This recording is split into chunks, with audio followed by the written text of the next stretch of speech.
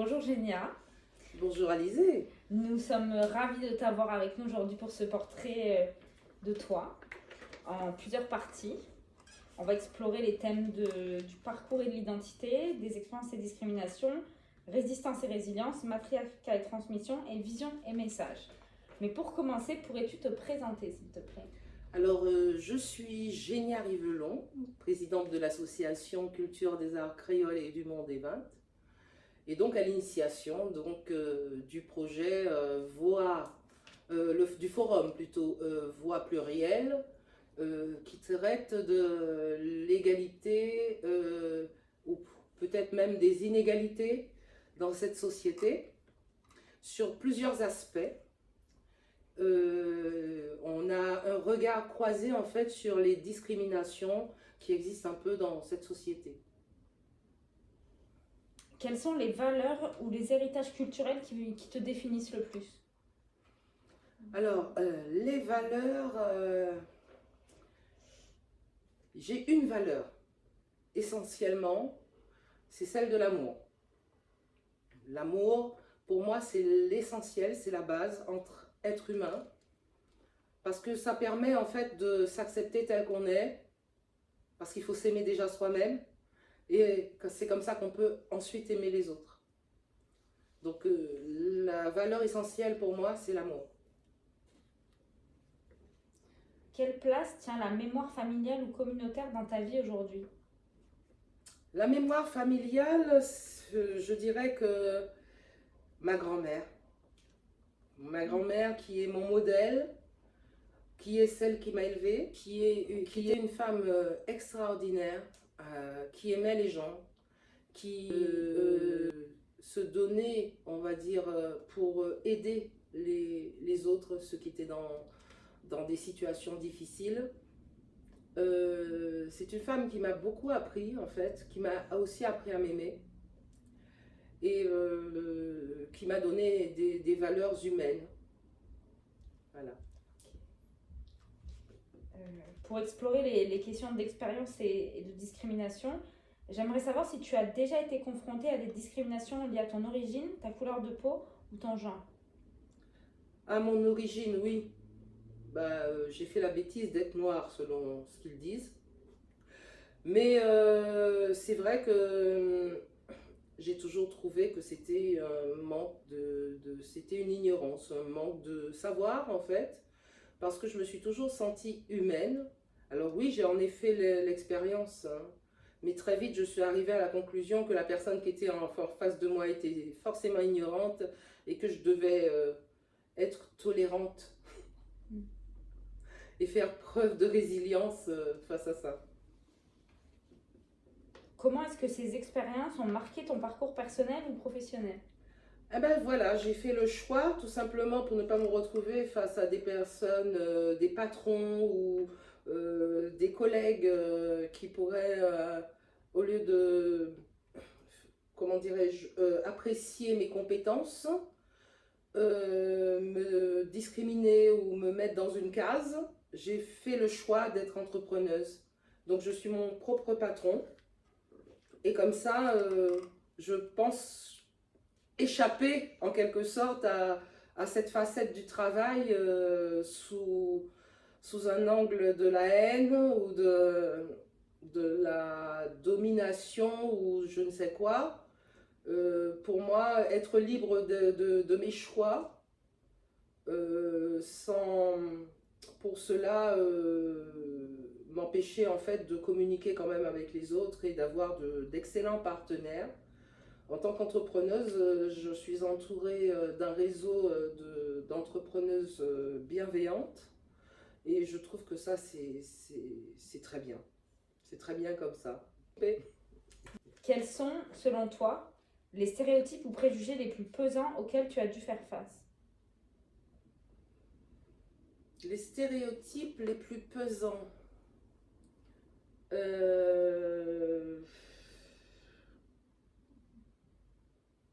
La mise à l'écart des fois dans certains domaines, dans certains endroits que je fréquentais. Mise à l'écart juste parce que je suis noire ou parce que Je n'ai peut-être pas le même accent ou... Oui, bon, j'ai eu... Tiens, ça me rappelle quand même une histoire. Quand j'étais adolescente, on me disait souvent, oui, on me faisait des histoires bizarres sur les chameaux. On me vendait pour un chameau ou deux. Moi qui n'ai jamais été en Afrique, j'étais quand même un peu étonnée parce qu'aux Antilles, on n'a pas de chameau en fait. Donc ça faisait bizarre. Après, ben, il y avait oui, des petites blagues que je trouve limite, qui me paraissent aujourd'hui insignifiantes, je dirais. Euh, je me rappelle aussi quand j'étais en classe, quand j'avais 3 ans à Paris, en Île-de-France. On faisait souvent des... Mais bon, je n'avais que 3 ans, donc c'était un peu limite pour pouvoir répondre. Mais effectivement, là, j'ai été victime de discrimination par rapport à la couleur de ma peau. Et voilà, il y a ça. Et puis, il y a aussi mes enfants qui sont métis et à qui on a dit il faut que tu rentres chez toi. Et là, je me suis dit, mais attends, s'il rentre chez lui, mais chez lui, c'est où? C'est où? Quand il y a eu 400 ans d'esclavage, où on nous a forcés à être français, à quel moment on est chez nous? Parce qu'on n'a pas demandé, nous, à devenir français. On n'a même demandé à personne d'envahir notre île, ni le continent africain, ni quoi que ce soit. Et qu'on puisse aujourd'hui tenir des discours haineux et dire qu'il faut qu'on rentre chez nous, ça, voilà, c'est ce genre de stéréotype qui quand même, voilà, que je trouve limite. Je pense que justement, il y a besoin d'être éduqué là-dessus, hein, d'ouvrir les consciences un peu, de rappeler aussi l'histoire. Nous, on n'a pas demandé à être français. On a fait de nous des Français par obligation et sous la contrainte même des fois. Donc à partir de ce moment-là, je pense qu'on a le droit d'y vivre, d'y être. Et puis, ceux qui ne sont pas contents, fallait pas venir coloniser les autres pays et les autres îles. Après, on n'est pas responsable de ça, en fait. Merci. Voilà. Sur la question des résistances et de la résilience, est-ce que tu peux nous parler de quelles ressources personnelles ou collectives t'ont aidé à dépasser ces obstacles? Ah ben, voilà. Qu'est-ce qui m'a aidé à dépasser ces obstacles? C'est l'art. L'art et la connaissance culturelle.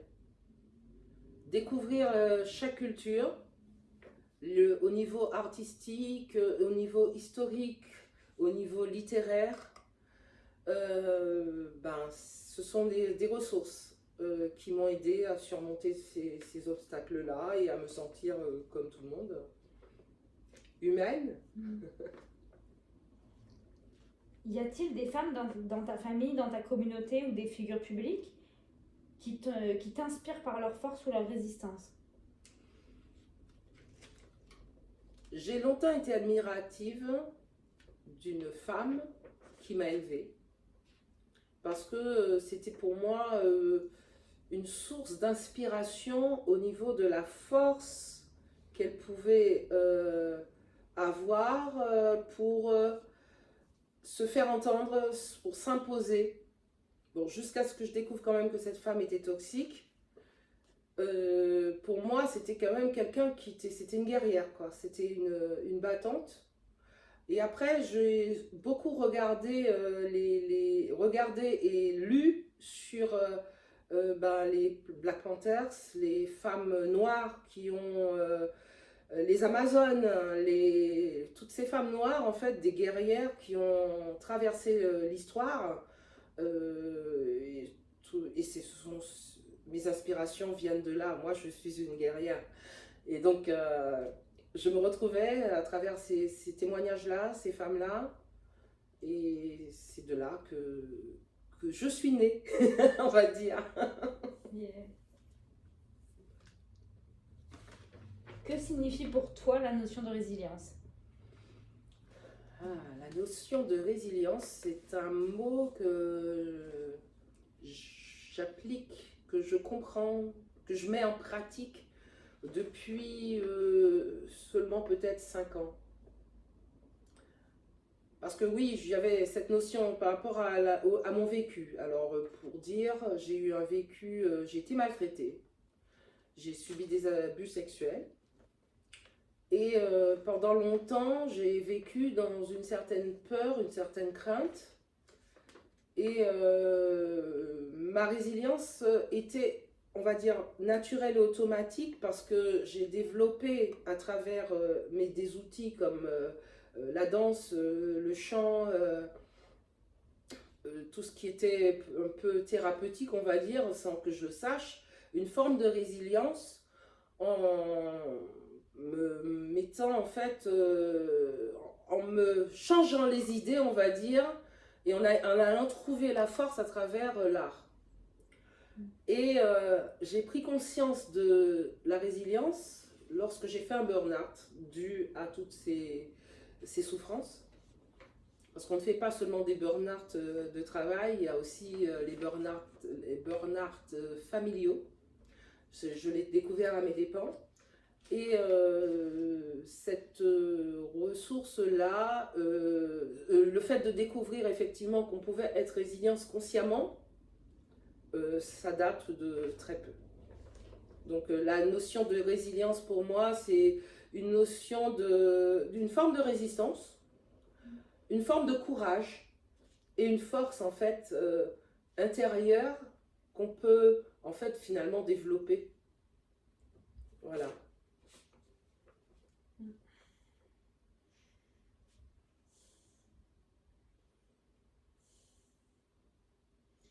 On va maintenant parler du matriarcat et de la transmission.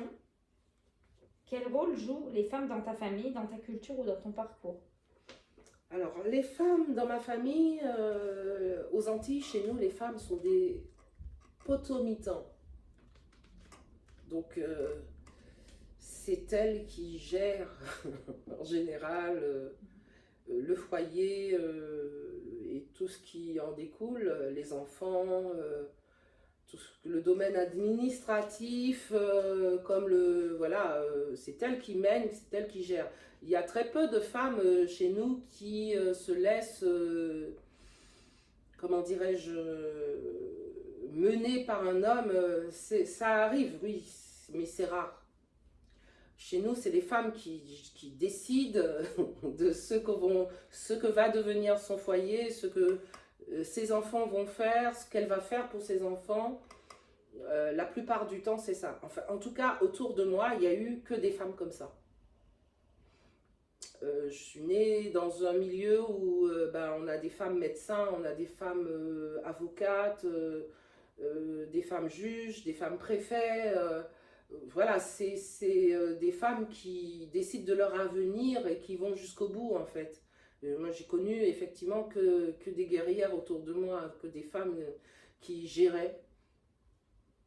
Voilà. Comment est-ce que tu perçois la différence entre les modèles matriarcaux en Afrique, dans les Caraïbes ou chez les peuples autochtones, avec les modèles patriarcaux dominants? Alors, la différence entre les modèles matriarcaux.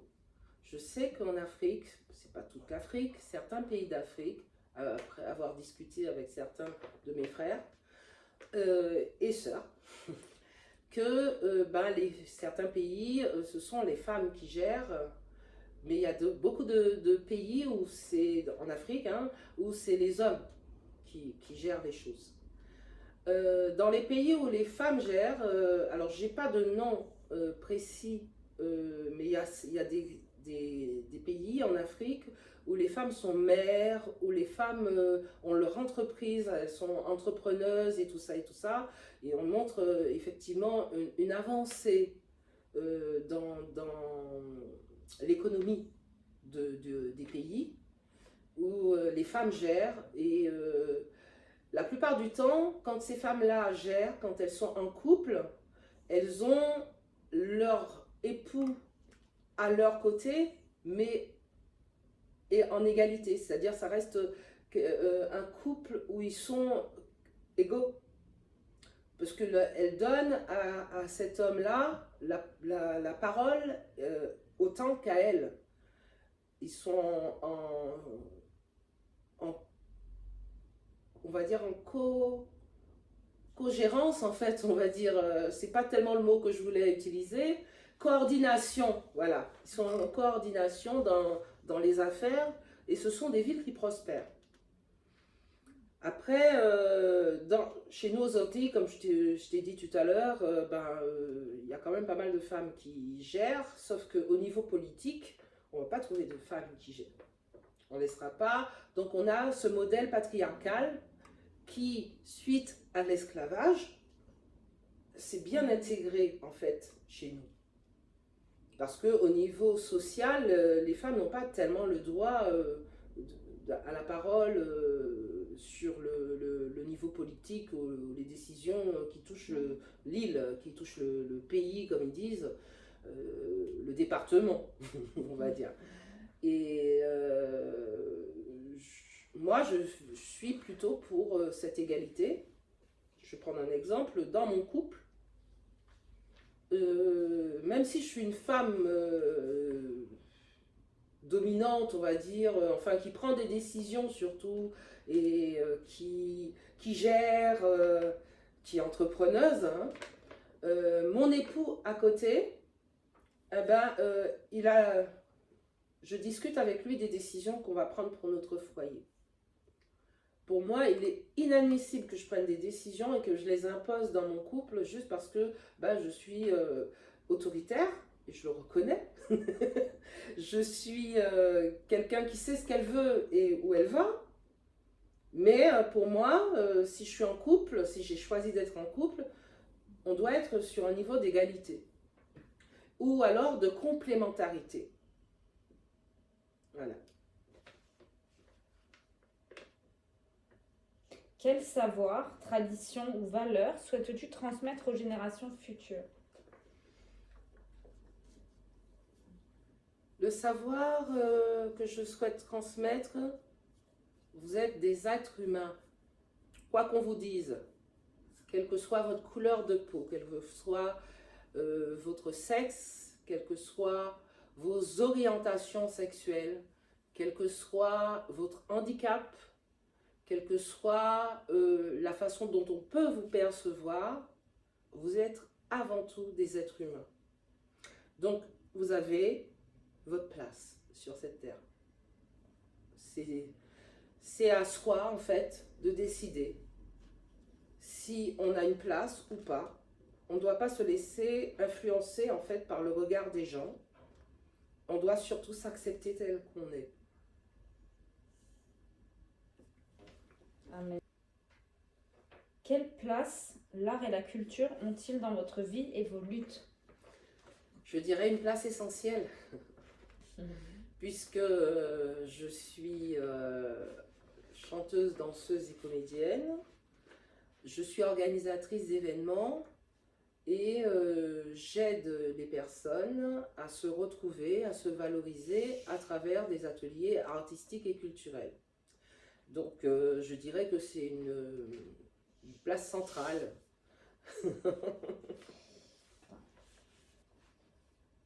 Qu'aimerais-tu que le public retienne de ton témoignage dans cette exposition?